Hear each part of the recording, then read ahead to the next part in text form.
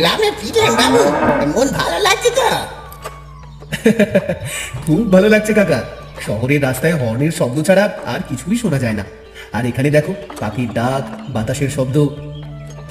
শহরের চাকচিক্য তো অনেক, তাও মানুষ গ্রামে ফিরতে চায় কেন জানেন? মাটির গন্ধটা টানে বাবু।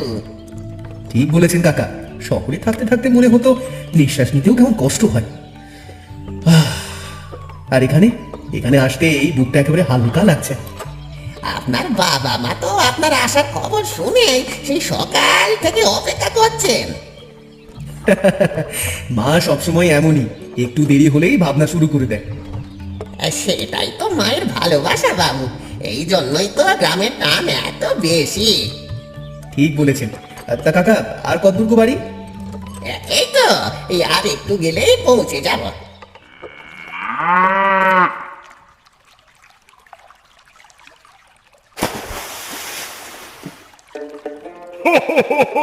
ওরে বাবা, শহরের ছেলে জামা কাপড় পরেই গোসল করছে দেখো। শহরে বুঝি এই নিয়ম? হ্যাঁ,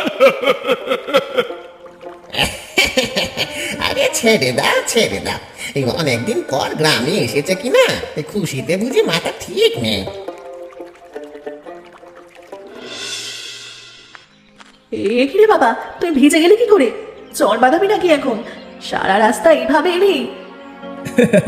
মা, রাস্তায় কুকুর দেখে না থাকতে পারলাম না গো, নেমে গেলাম। গ্রামের সবাই এমন ভাবে হাসলো, দেখলে তুমিও হাসতে।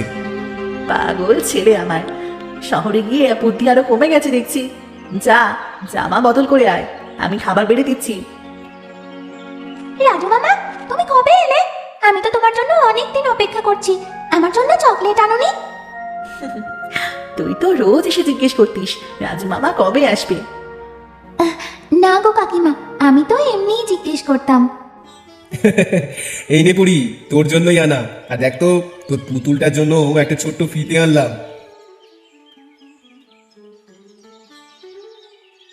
কতদিন পর তোকে এভাবে খেতে দেখলাম রে বাবা। তা শহরে ঠিক মতো খাওয়া হতো তো? মা, তোমার হাতের রান্নার তুলনা শহরে কোথায় পাবো বলো? আরো আরো ভাত দিই তোকে। তুই তো আগে 2 থালা খেতিস, এখন এত কম খাচ্ছিস কেন? না মা, পেট ভরে গেছে।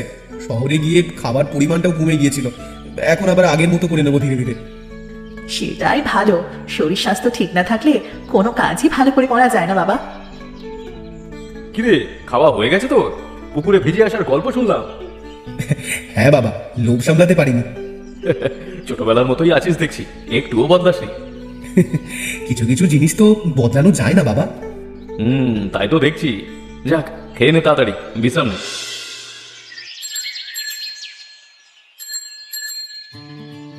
দাদা চল না, একটু ঘুরে আসি সাইকেলে। তোকে অনেক দিন দেখিনি একসঙ্গে ঘুরতে। চল চল, কতদিন পর তোর সাথে ঘুরবো। তুই চালাবি না আমি চালাবো? আজ আমি চালাবো, তুই পিছনে বস।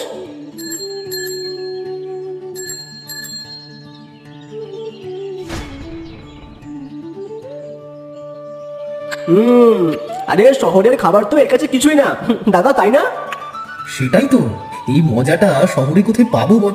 শহরে তো সবকিছুই দোকানে প্যাকেটে বন্দি, এমন গরম গরম কিছু পাওয়াই যায় না। রাজু বাবু ফিরেছেন শুনলাম, ইঞ্জিনিয়ার হয়ে গেছে। এখন তো বড় চাকরি করবেন শহরে গিয়ে। দেখা যাক কাকা, এখনো কিছু ঠিক করিনি।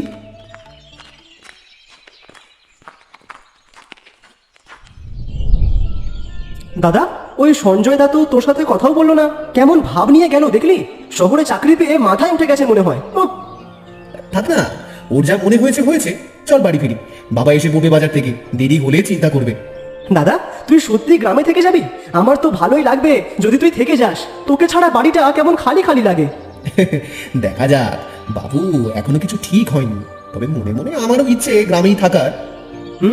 বাবা কিন্তু রাজি হবে না সহজে, তুই জানিস তো সেটা। জানি, কিন্তু চেষ্টা তো করেই দেখতে হবে বাবু। দাদা, তোকে আমিও সাহায্য করব। তুই যেটা করবি সেটাতেই। আমারও তো ইচ্ছে গ্রামে থেকে ভালো কিছু একটা করার। আগে তুই পড়াশোনা শেষ কর, তারপর দেখা যাবে কি করবি। হ্যাঁ ঠিক আছে দাদা, কিন্তু তুই যখন শুরু করবি আমাকে ভুলে যাস না কিন্তু। চল এবার বাড়ি ফিরে দেখি মা কি রান্না করেছে আজ। তো রাজু, পড়াশোনা তো শেষ হলো, এখন কি ভাবছিস? বাবা, এখনো ঠিক করে ভাবিনি। কয়েকদিন একটু জিরিয়ে নিই, তারপর দেখি কি করা যায়। জিরিয়ে নেওয়াটা ঠিকই আছে, কিন্তু বেশি দিন বসে থাকলে চলবে না বাবা। এবার তো ঘরের হালটাও একটু বুঝতে হবে তোকে। বাবুর পড়াশোনার খরচ, ঘরের খরচ, সবকিছু আমার একার আয় কুলিয়ে ওঠা কঠিন হয়ে যাচ্ছে দিন দিন। বুঝি বাবা, চিন্তা করো না, আমি কিছু একটা ঠিক করে নেব। তোর বন্ধুরা তো সব শহরে বড় বড় কোম্পানিতে ঢুকে গেল শুনলাম। তুইও চেষ্টা করলে ভালো একটা জায়গায় ঢুকে যেতে পারবি। বাবা, ওদের কথা বাদ দাও, আমি নিজের মতো করে কিছু ভাবতে চাই। নিজের মতো মানে কি বলতে চাইছিস তুই? এখনই বলতে পারছি না বাবা, কয়েকদিন সময় দাও আমাকে ভাবার জন্য। ঠিক আছে, কয়েকদিন সময় দিলাম, কিন্তু বেশি দেরি করো না বাবা, বয়স তো চলেই যাচ্ছে। ঠিক আছে বাবা, তোমাকে হতাশ করবো না। আশা করি বাবা, তোর উপর অনেক ভরসা আমাদের। বাবার চোখে যে চিন্তাটা দেখলাম সেটা তো মিথ্যে নয়। কিছু তো একটা করতেই হবে, কিন্তু শহরে গিয়ে চাকরি করার কথা ভাবলেই ভেতরটা কেমন দমিয়ে যায়। দেখি রাজু, এবার তো একটা চাকরির ব্যবস্থা করতে হবে। আমার একার আয় এত বড় সংসার চালানো কঠিন হয়ে যাচ্ছে। তোর তো এবার একটা বড় কোম্পানিতে চাকরি পাওয়ার কথা, ডিগ্রি আছে হাতে। বাবা, শহরে চাকরি করতে আমার একদম ইচ্ছে করে না।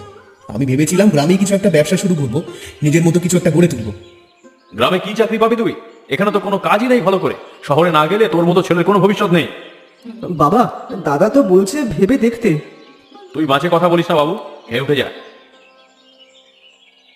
এত টাকা খরচ করে তোকে শহরে পড়তে পাঠিয়েছি এই গ্রামে থাকার জন্য। লোকে কি বলবে বল? ইঞ্জিনিয়ার ছেলে ঘরে বসে আছে। বাবা, আমি তো বলছি না বসে থাকবো, শুধু বলছি শহরে যেতে চাই না। গ্রামে থেকেও তো কিছু করা যায়। ধুর, গ্রামে থেকে কি করবি শুনি? চাষ করবি? এই পড়াশোনার এত টাকা তাহলে জলে গেল? বাবা, আমি চাষের কথা বলিনি, আমার ইঞ্জিনিয়ারিং এর জ্ঞান দিয়েই তো গ্রামে অনেক কিছু করা যায়, শুধু একটু সুযোগ দরকার। তুমি একটু শান্ত হও, ছেলেটাকে ভাবতে দাও একটু সময়। এখনই সব সিদ্ধান্ত হবে এমনটা তো নয়। তুমি সব সময় ওর পক্ষ না, এর জন্যই ছেলেটার আজ এত সাহস বেড়েছে। বাবা কখনোই বুঝবে না হয়তো, কিন্তু আমাকে তো করিয়ে দেখাতে হবে। স্নেহলতা দিদি, মিষ্টি খাও। আমার সঞ্জয়ের শহরে চাকরি হয়ে গেছে, মোটা টাকা বেতন। আর ও তো রোজ বাস ধরে শহরের অফিসে যায়, গ্রামেই থাকে। ঘরের সবাইকে ছেড়ে যেতেও হলো না। বাহ, ভালো তো। আমার ছেলে তো ইঞ্জিনিয়ারিং পাশ করেও এখনো ঘরে বসে আছে, কিছু করার নামই নেই। আরে দাদা, সবার ভাগ্য তো সমান হয় না। কেউ পড়াশোনা করে চাকরি পায়, কেউ পায় না। এতে দুঃখ করার কি আছে? এত পড়াশোনা করে গ্রামে বসে থাকার কি মানে সেটা আমি বুঝি না রাজু। হাহ, নিজে থেকে কিছু করার সাহস না থাকলে শহরেই যাওয়া ভালো, তাহলে অন্তত পরিবারের মুখ উজ্জ্বল হয়। সাহস আছে কি না সেটা সময় বলবে সঞ্জয় দা। সময় বলবে বললেই তো হয় না রাজু, কাজ করে দেখাতে হয়। যাই হোক, দেখা যাক তোমার কি হয় শেষমেশ। প্রত্যেকের ভাগ্য আলাদা কমলা, আমার ছেলে যা ভালো বুঝবে তাই করবে। হ্যাঁ, সে তো বুঝলাম দিদি, কিন্তু ঘরে বসে থাকলে তো আর সংসার চলবে না। ও ঘরে বসে থাকবে না কমলা, তুমি দেখে নিও। তুমি এত জোর দিয়ে বললে কি করে? তোমার নিজেরও তো সন্দেহ আছে। সন্দেহ থাকলেও ছেলের সামনে সেটা প্রকাশ করবো কেন? ওকে আমাদের ভরসা দিতে হবে। হয়তো তুমি ঠিকই বলছো, দেখা যাক কি হয়।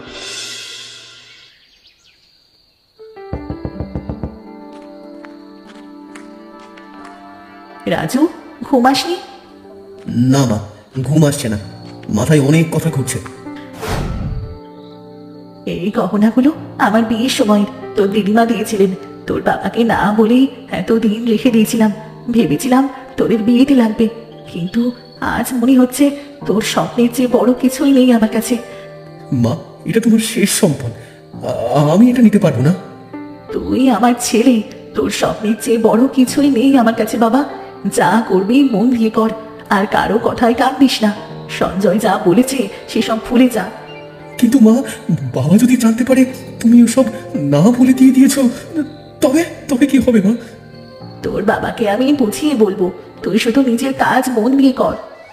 মা, আমি কথা দিচ্ছি, তোমার এই বিশ্বাসের মর্যাদা রাখবো। একদিন এমন কিছু করে দেখাবো যাতে তুমি আর বাবা দুজনেই গর্ব করতে পারো। সেই দিনের অপেক্ষাতেই তো আছি বাবা। যা, এবার ঘুমিয়ে পড়, কাল থেকে অনেক কাজ তোর। মা, তুমি সত্যি অসাধারণ। এত কষ্টের মধ্যেও আমার স্বপ্নের কথা ভুলে যাওনি। মায়েরা কখনো সন্তানের স্বপ্ন ভুলে যায় না বাবা। মা, আমি প্রতিজ্ঞা করছি, একদিন এই গহনার চেয়েও বেশি কিছু ফিরিয়ে দেবো তোমাকে।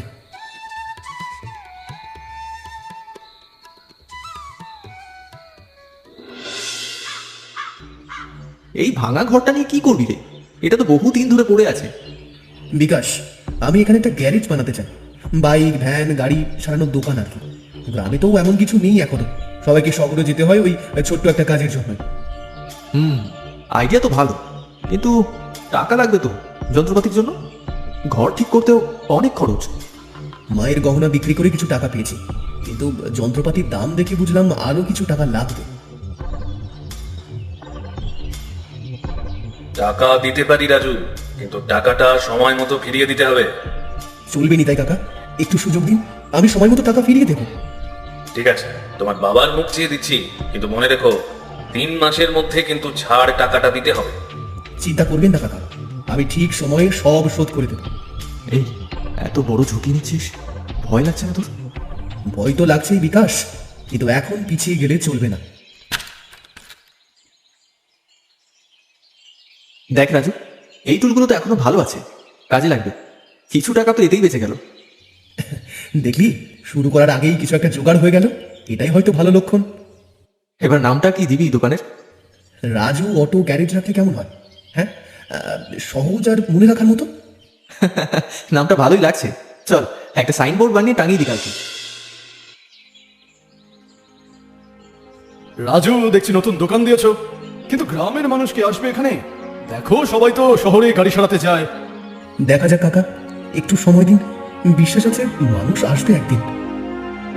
ভালো ভালো ভালো, তুমি চেষ্টা করে যাও বাবা। দেখো, সাহস থাকলে অনেক কিছুই সম্ভব হয়। একটা কাস্টমারও তো আসছে না, ভুল সিদ্ধান্ত নিলাম নাকি? মায়ের গহনা, নিতাই কাকার ধার, সব কি জলে যাবে? মন খারাপ করিস না রাজু, প্রথম দিনই তো আর সব হয় না। ধৈর্য ধর। জানি বিকাশ, কিন্তু ভয় লাগছে খুব। ভয় পেলে চলবে না রাজু, একটু অপেক্ষা কর, দেখবি সব ঠিক হয়ে যাবে। আশা করি তুই ঠিক বলছিস বিকাশ। ভাই ভাই, গাড়ি চলছে না, আরেকজন রোগী ভেতরেই রয়েছে। কেউ কি ঠিক করতে পারবে? এখানে আশেপাশে তো কোনো দোকানও নেই। আমি দেখছি।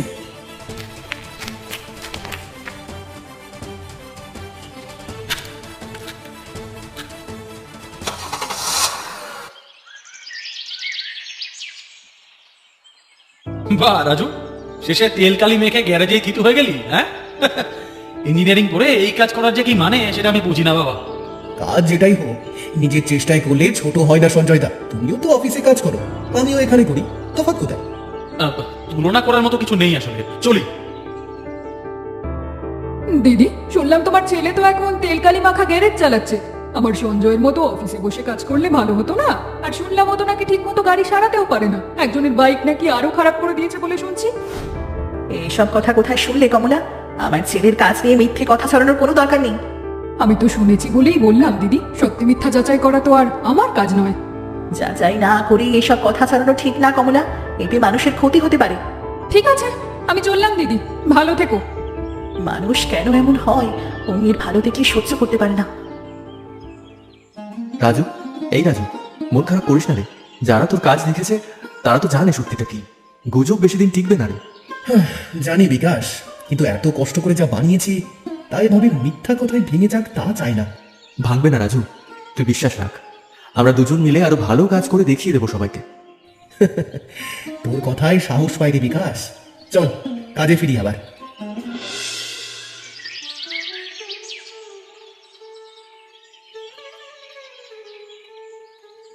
রাজু, পাশের গ্রামের বাস কোম্পানি থেকে লোক এসেছিল। ওদের সব বাস তোর এখানে সারাতে চায়। বড় কন্ট্রাক্ট, মাসে মাসে ভালো টাকা আসবে। সত্যি বলছিস? তাহলে তো আমাদের আরো লোক লাগবে, আরো যন্ত্রপাতি কিনতে হবে। নিতাই কাকার ধারও শোধ হয়ে যাবে এবার তাড়াতাড়ি। হ্যাঁ, আর বাবাকেও তো দেখাতে পারবো যে আমার সিদ্ধান্ত ভুল ছিল না। এই কন্ট্রাক্টটা আমাদের জন্য অনেক বড় সুযোগ বিকাশ। ঠিক বলেছিস, চল আজই বাস কোম্পানির লোকেদের সাথে দেখা করে সব ঠিক করে ফেলি। সঞ্জয়, তোমার রিপোর্টে অনেক ভুল থাকছে আজকাল। আমরা নতুন একজনকে নিয়েছি, সে অনেক দ্রুত আর নির্ভুল কাজ করছে। তোমার পারফরমেন্স নিয়ে আমরা চিন্তিত। স্যার, আমি ঠিক করে দেব, একটু সময় দিন প্লিজ। আমি আরো মনোযোগ দিয়ে কাজ করব। সময় তো অনেক দিলাম সঞ্জয়, দেখা যাক আগামী মাসে কি হয়। কি হচ্ছে আমার সাথে? এত পরিশ্রম করেও কেন পারছি না ভালো করতে? গ্রামে থেকেও তো রাজু এত ভালো করছে শুনলাম।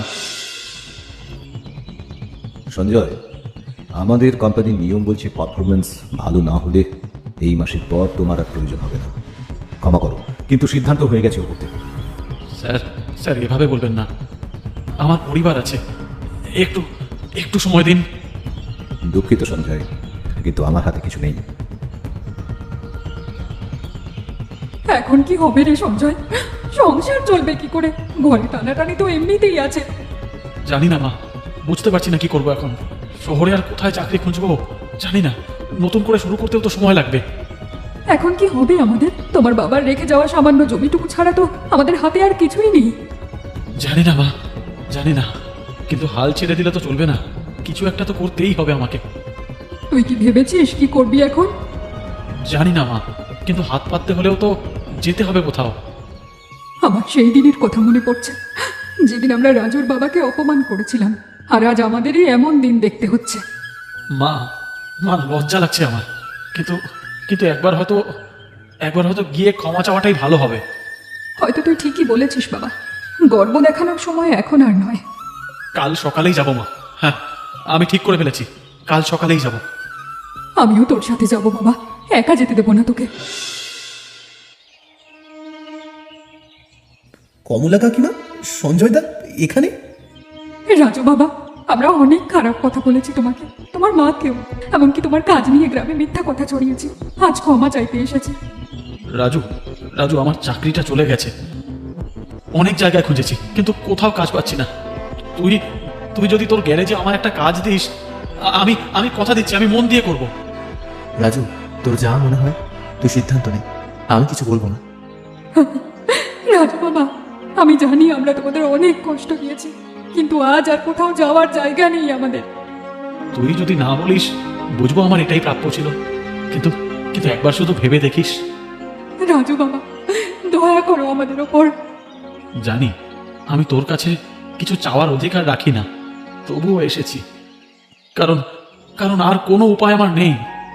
সঞ্জয় দা, তুমি আমাকে অনেক কথা শুনিয়েছিলে, ভুলিনি আমি সেটা, কিন্তু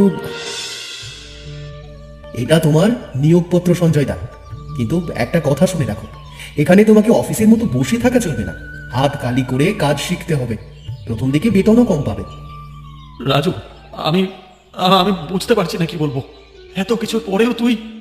কিছু বলার দরকার নেই, আমার বাবাও তো একদিন আমার উপর বিশ্বাস রাখেনি, শেষে ঠিকই বুঝেছে, তোমাকেও সময় বুঝিয়ে দেবে। রাজু বাবা, তোমার এই উপকার আমরা কোনোদিন ভুলবো না।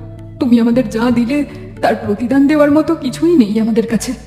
কাকিমা, প্রতিদানের কথা ভাববেন না, শুধু সঞ্জয় দা যদি মন দিয়ে কাজ শেখে সেটাই আমার জন্য যথেষ্ট। কথা দিচ্ছি রাজু, আজ থেকে তোর কথা মতোই চলবো, আর কখনো এমন ভুল করব না।